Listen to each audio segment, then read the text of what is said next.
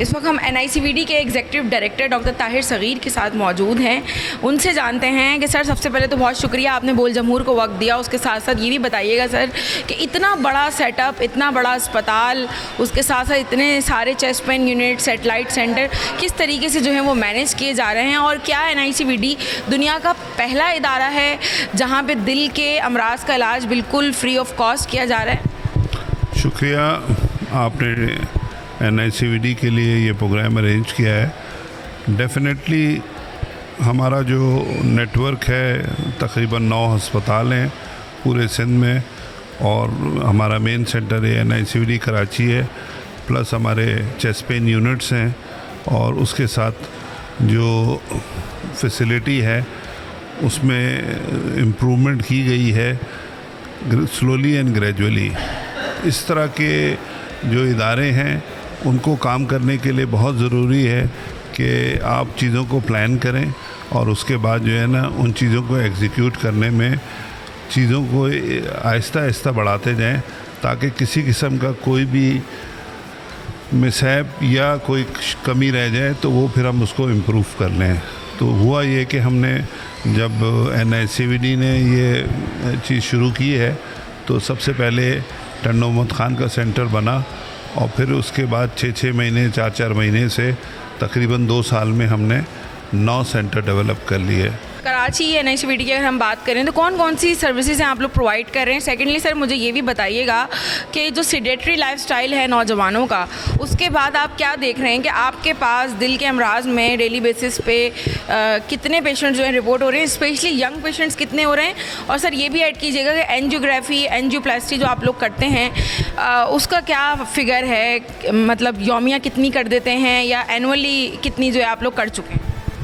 NICVD Karachi की अगर आप बात करें तो NICVD कराची में इस वक्त डेली की बुनियाद पे तकरीबन 1500 मरीज़ OPD में आ रहे हैं और उनको दवाई भी फ्री मिलती है। इसी तरह तकरीबन 1200 से 1500 पेशेंट एमरजेंसी रूम में आते हैं, जिसमें से 30 से 40 मरीज़ हार्ट अटैक के जो होते हैं वो सीधे कैथ लैब में आते हैं और उनका एंजियोप्लास्टी की जाती है।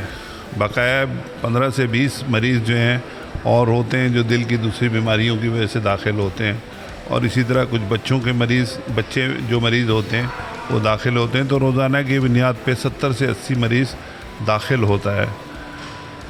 एंजियोग्राफी और एंजियोप्लास्टी की जहाँ तक बात है, सालाना जो है ना हम हार्ट अटैक के पेशेंट जो तकरीबन 9.5 से 10 हज़ार जो है ना हम कर रहे हैं, और इसी तरह जो हार्ट अटैक के अलावा इलेक्टिव एंजियोप्लास्टी वो तकरीबन 2-2.25 हज़ार के करीब होती है।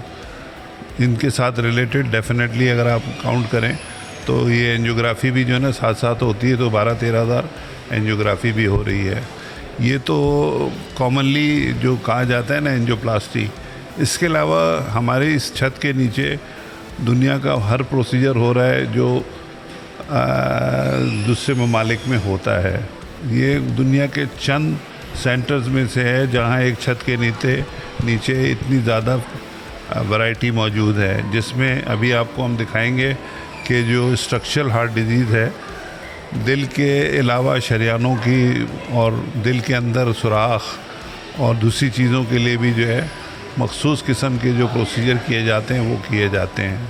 इसी तरह बच्चों के लिए बहुत ही एडवांस किस्म की फैसिलिटी यहाँ मौजूद है, जिसमें उनके सुराख को बंद करना, उनके लिए जो वेल्व वगैरह को खोलना, ये सारी चीज़ें हैं। इसी तरह एक वेल्व का प्रोसीजर है जो महंगा तरीन प्रोसीजर है, जो कार्डियो ने ही शुरू किया था पाकिस्तान में, और अब माशाल्लाह हमारा एक इस्टेब्लिश सेंटर है।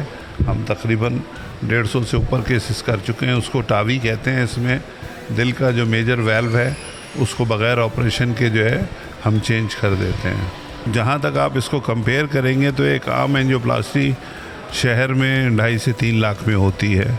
इसी तरह टावी का प्रोसीजर तकरीबन 50 लाख का होता है, मगर हमारे यहाँ कोई भी काम 10 रुपये से लेके 50 लाख तक सब फ्री है। काइंडली बताइएगा कि कब से ये प्रोग्राम आप लोगों ने शुरू किया है पाकिस्तान में, ये कैसी फैसिलिटी है, इस पे कॉस्ट क्या आता है, और NICVD में डेली बेसिस पे कितने पेशेंट्स आपके पास जो हैं आ रहे हैं? स्ट्रोक इंटरवेंशन की जो स्टडीज़ हुई थी 2015-16 में हुई थी दुनिया भर के अंदर, और स्ट्रोक इंटरवेंशन पहले स्ट्रोक का मरीज़ का कोई ऐसा रिवर्स करने का इलाज नहीं था, एक सिर्फ दवाई थी खून पतला करने की, और उसमें से भी 20% लोग रिवर्स होते थे। उसके बाद जो स्टडीज़ दुनिया में हुई 2015, 16, 17 में, उसके बाद ये ट्रीटमेंट सक्सेसफुल हो गई, और अब जितने भी दिमाग के अंदर क्लॉट आते हैं उसमें इंटरवेंशनिस्ट जो न्यूरो इंटरवेंशनिस्ट हैं या ट्रेंड कार्डियोलॉजिस्ट हैं जो न्यूरो इंटरवेंशन है, वो दिमाग के नसों में जाके स्टेंट की मदद से उस क्लॉट को निकाल लेते हैं। अगर कोई मरीज़ भी हमारे पास 4 से 6 घंटे के अंदर आता है स्ट्रोक का, ये बहुत ज़रूरी बात है, क्योंकि लोगों को पता ही नहीं कि स्ट्रोक का इलाज कब मुमकिन है। ये हमारे जो नाजरीन हैं उनकी आगाही के लिए बताइएगा, स्ट्रोक बेसिकली क्या होता है, मतलब क्या कहेंगे स्ट्रोक को, कि आम आदमी समझ सके कि स्ट्रोक में उसके साथ ये अलामतें हो रही हैं तो ये इसको शायद स्ट्रोक का अटैक हुआ है, तो ये भी थोड़ा सा बताइए। देखिए, ओवरऑल स्ट्रोक जो है वो 2 तरह के होते हैं, आप याद रखें। एक इस्कीमिक होता है जिसमें ब्लड क्लॉट आके खून की नस में फंस जाता है, और दूसरा हेमरेज होता है जो कि दूसरा स्ट्रोक होता है जिसमें खून की नस फट जाती है, उसको वेट स्ट्रोक बोलते हैं या हेमरेजिक बोलते हैं। तो ओवरऑल 85% स्ट्रोक जो है इस्कीमिक होते हैं जिसमें ब्रेन की नस में क्लॉट आ जाता है, और बाकी 15% की अदर कॉजेज़ हैं। हम जो ट्रीटमेंट कर रहे हैं यहाँ पर वो इस्कीमिक स्ट्रोक जो 85% है उसकी कर रहे हैं। अब कोई मरीज़ भी अगर 4 घंटे के अंदर 6 घंटे के अंदर हमारे पास आ जाता है तो हम उसके दिमाग की शरीयान से खून का लोथड़ा निकाल लेते हैं, जिससे पेशेंट या तो टेबल में रिकवर कर जाता है या फिर 3 महीने के अंदर रिकवर कर जाता है। उसके डिपेंड करता है कितना टिश्यू डैमेज हुआ है। और ये यहाँ बताता चलूँ मैं आपको कि स्ट्रोक जितने भी पेशेंट हैं स्ट्रोक के, वो कराची में इस वक्त NICVD के अंदर 25 से 30 पेशेंट वहाँ पर डेली आते हैं। अब उनमें से हम पेशेंट सेलेक्ट करते हैं कि कितने पेशेंट को एक्यूट स्ट्रोक है। कुछ 8 घंटे में आते हैं, कुछ 12 घंटे में आते हैं, कुछ 6 दिन बाद आ रहे होते हैं। लोगों को पता ही नहीं, अवेयरनेस ही नहीं है। लोग समझते हैं कि ये इलाज जो है जब भी आ जाएंगे फारिज होगा तो मुमकिन है, ऐसा नहीं है। तो हमें 4 से 6 घंटे के अंदर जो मरीज़ मिलते हैं उनका इलाज करते हैं, और इसके इलाज बहुत महंगा है। इसके ना शुरू होने की वजह प्राइवेट सेक्टर में वो ये है कि इलाज बहुत महंगा है। इस वक्त ये इलाज 10 लाख से लेकर 15 लाख रुपए खर्च होते हैं एक पेशेंट पे, और ये NICVD सिंध हुकूमत के तावन से फ्री ऑफ कॉस्ट प्रोवाइड कर रही है। ना सिर्फ NICVD के अंदर बल्कि SICVD टंडू मोहम्मद खान में भी, SICVD सक्खर में भी प्रोवाइड कर रही है। मुनव्वर खुर्शीद साहब मौजूद हैं। सर, बहुत शुक्रिया, आपने हमें वक्त दिया। काइंडली ये बताइएगा कि कितने बेडेड इमरजेंसी है आपकी, डेली बेसिस पे पेशेंट फ्लो कितना होता है, किस तरीके से इवेल्युएट आप लोग करते हैं पेशेंट को, और आपको क्या लगता है कि आउट ऑफ 700 to 800 पेशेंट्स, कितने पेशेंट्स को अर्जेंट नीड होती है एंजियोप्लास्टी की या बाईपास की? अच्छा जी, अस्सलाम वालेकुम, बहुत बहुत शुक्रिया। जैसे आपने अभी ख़ुद कहा कि हमारी इमरजेंसी में डेली तकरीबन 700 से 800 पेशेंट आते हैं, जो कि रश के दिनों में तकरीबन 1000 को भी टच कर जाते हैं। रश के डेज कौन से होते हैं सर? यूजुअली जो है, जो ठंड का मौसम आता है ना, तब के उन दिनों में थोड़े कार्डिक फेलियर के पेशेंट बढ़ते हैं, तो वो हमारे पास बढ़ जाते हैं। तो उन दिनों में हमारे पास तकरीबन 1000 पेशेंट तक टच कर जाते हैं। अच्छा, उन मरीज़ों में तकरीबन 35 से 40 मरीज़ दिन के ऐसे होते हैं जिनको फौरी तौर पे एंजियोग्राफी, एंजियोप्लास्टी की नीड होती है, और ये नंबर जो है दुनिया में किसी भी आप सेंटर से कंपेयर करेंगे तो बहुत ज़्यादा है। डेली के 35 से 40 ये बहुत हाई नंबर है जिनको एंजियोग्राफी, एंजियोप्लास्टी की नीड होती है। अच्छा, इसके अलावा अगर आप ये कह सकती हैं कि बाकी हमारे पास जो पेशेंट आते हैं उनमें अराउंड 10 to 15% पेशेंट ऐसे होते हैं जो काफ़ी क्रिटिकल होते हैं। इस वक्त हम जिस एरिया में खड़े हैं, ये हमारी इमरजेंसी का क्रिटिकल केयर एरिया है। हमने अपनी इमरजेंसी को जब रेनोवेट किया तो हमने कुछ एरियाज़ बनाए हैं, आइडेंटिफाई किए, ताकि पेशेंट केयर को हम बेहतर बना सकें। जैसे मैं आपको अभी पहले मैं दिखा रहा था कि हमारे जब पेशेंट आते हैं तो हमारे एक रिससिटेशन एरिया है, जहाँ पे वो पेशेंट जब बहुत इनिशियल अराइवल पे बहुत क्रिटिकल होते हैं, जिनको शायद CPR की ज़रूरत हो या जिनको वेंटिलेटर पर डालने की ज़रूरत हो, तो वहाँ की जो टीम होती है फिजिशियन की, वो उनको एवेल्युएट करती है, इमीडिएट ट्रीटमेंट देती है।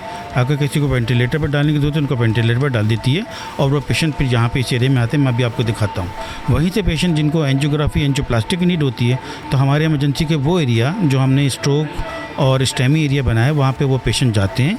वहाँ पे स्टेमी टीम यानी कि वो पेशेंट कैथ की टीम, एंजियोग्राफी की टीम के डॉक्टर वहाँ मौजूद होते हैं, जो कि एंजियोग्राफी के वो कंसल्टेंट जो ऑन कॉल होते हैं, जो एंजियोग्राफी कर रहे होते हैं, उनसे इन टच होते हैं, वो पेशेंट को एवेल्यूएट करते हैं, उनसे डिस्कस करते हैं, वो पेशेंट मूव कर जाते हैं। ये वो मरीज़ होते हैं जिनकी धड़कन में बेरब्तगी होती है, और ऐसे मरीज़ों के जो है वो सिम्टम ये होते हैं कि उनको चक्कर आते हैं, ब्लड प्रेशर होता है, तो उनको पेसमेकर डालने की ज़रूरत पड़ती है, ठीक है ना। तो हमारे पास भी ये फैसिलिटी मौजूद है इस इमरजेंसी में कि हम इनिशियल तौर पे उनके टेम्परेरी पेसमेकर डालते हैं, फिर उनकी इन्वेस्टिगेशन की जाती है कि क्या उन मरीज़ों को परमानेंट पेसमेकर की ज़रूरत है। अगर परमानेंट पेसमेकर की ज़रूरत है तो वो टीम हमारी कार्डियोलॉजी की जो इस सर्विसेज से रिलेटेड है वो उन मरीज़ों को एवेल्यूएट करती है और उनके परमानेंट पेसमेकर डालती है। सब्सक्राइब करें और बेल दबाएं ताकि कोई खबर रह न जाए।